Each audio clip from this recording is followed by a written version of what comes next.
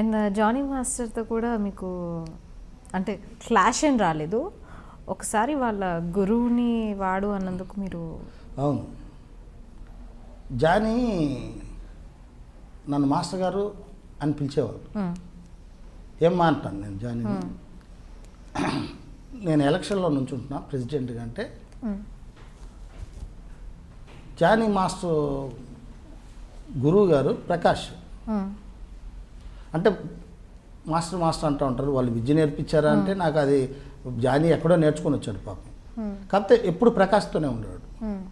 So ఆ ప్రకాష్ని నేను అడిగేవాడిని, union భ్రష్టు పెట్టిపోతుంది ఇన్ని మాట్లాడితే ప్రెసిడెంట్కి నువ్వు నుంచో అంటే నాకు ఇంట్రెస్ట్ లేదన్నాడు. నేను ఏ పదవిలో నుంచోను, నాకు ఇష్టం ఉండదు. ఆయన నుంచోమంటే నుంచోలేదు. ప్రకాష్ నా మాట విను అంటే రాకి ఇంకొకసారి ఈ మాట మాట్లాడితే కరెక్ట్ కాదు అన్నాడు. ఆపేసి నా వారానికి జానీ మాస్టర్ ఫోన్ చేసి గురుగారు వస్తున్నాను, ఇంటికి వస్తున్నాను దా అన్న. పాల్ మాస్టర్ని కూడా రమ్మన్నాను, జానీ వస్తున్నాడు రాయా. నాకు పాల్ మాస్టర్ బాగా ఫ్రెండ్, మన డ్యాన్స్ మాస్టర్లో మేమిద్దరు మంచి ఫ్రెండ్స్. వచ్చాడు. వచ్చిన తర్వాత జానీ చెప్తా వస్తే జానీ మాట ఇస్తున్నానని చెయ్యేశారు. నువ్వు ప్రెసిడెంట్గా అనొచ్చు, ప్రకాష్ నా బెస్ట్ ఫ్రెండ్, కానీ ప్రకాష్ మాట వద్దు అన్నాడు కనుక నేను నీకు మాట ఇస్తున్నాను, ఎలక్షన్లో నుంచో ప్రచారం చేయన్న. అలా మాటల్లో జానీకి ఆనందం వేసి వాడేంది మాస్టాడు ప్రకాష్ గాడు అన్నాడు. పాట్ మనం వచ్చాడు, పాలు పడుకో అన్నాడు. లెగయా అన్నాడు.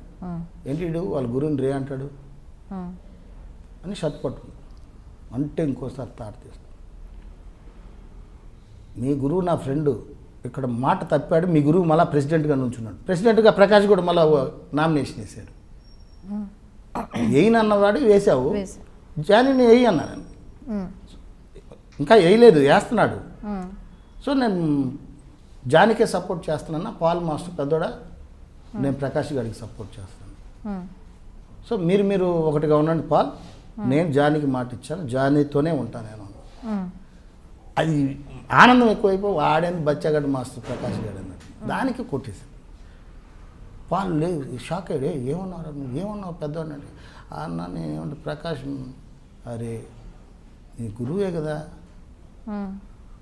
రాకి శత్రువునైనా నువ్వు తిట్టినా ఒప్పుకోడు, మేమందరం ఫ్రెండ్స్, నీకోసం పెద్దోడు ఒంటరిగా వచ్చేసి నీకోసం సపోర్ట్ చేస్తానంటే నువ్వు అలా అనకూడదంటే వెళ్ళిపోయి జానీ రెండో రోజు ఫోన్ చేసి మాస్టర్ గారు సారీ క్షమించండి అన్నారు.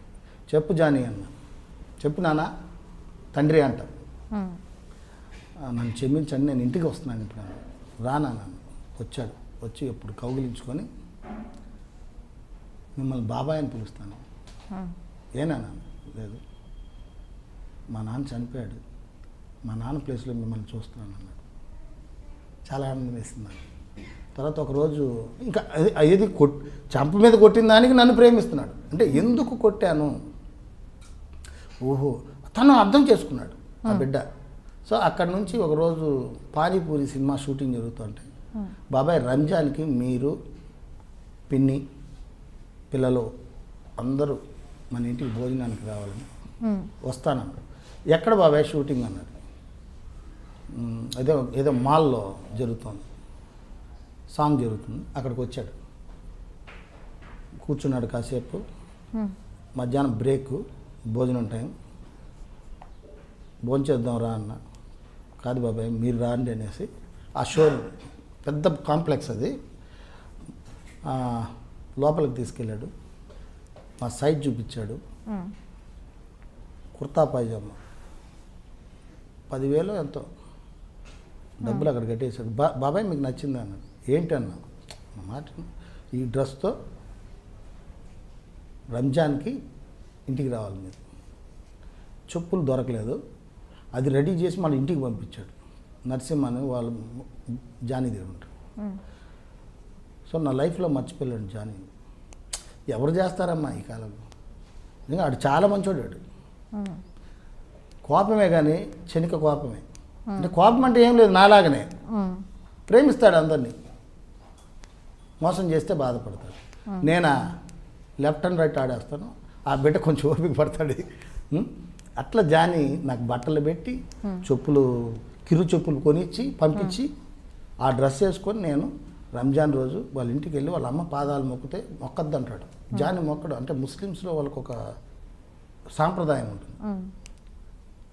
సో లేదు జాని నువ్వు ఏం మాట్లాడతావు అంటే, వద్దు మాస్టర్ గారు, నేను పాదాభివందనాలు చేసుకో. భోజనం కాడ జాని నాతో కూర్చొని నాకు వడ్డించి, అది నా లైఫ్లో మర్చిపోను. జానీలో ఆ గొప్పతనం చూశాను. నేను జానీకి డ్యాన్స్ నేర్పలేదు, అది కూడా డ్యాన్సర్గా చేశాడు. చెప్తాడు అప్పుడప్పుడు, నాకు అన్నం లేదు గురువుగారు, అన్నం లేని టైంలో మీ దగ్గరికి వచ్చి నుంచుంటే ఎవరు ఈ కుర్రాడని చెప్పి సాంగ్లు వేస్తే ఆ సాంగ్ డబ్బులతో నేను రెంట్ కట్టుకొని అన్నం తిన్నాను. చాలు, నాకు అది చాలు. అంతే. అది జానికి. ఇప్పుడు నేను ఏదైనా నాకు ఎక్కువ బాధ వచ్చింది అనుకో, ఏడుపు వస్తుందంటే జానికి ఫోన్ చేస్తాను. ఏమన్నా జానీ అంటే, గురుగారు ఎలా ఉన్నావు ఏంటి, జానీతో షేర్ చేసుకుంటాను. ఎందుకు ఆ బిడ్డ అంటే ఇక మిగతా బిడ్డలకి షేర్ చేసుకోలేను అంటే, సత్యగారికి ఫోన్ చేస్తే బెబ్బెబ్బే అట్టాడు పెట్టేస్తాడు. గురుగారు మళ్ళీ చేస్తానంటాడు. ఓహో ఏంట్రా నాయన.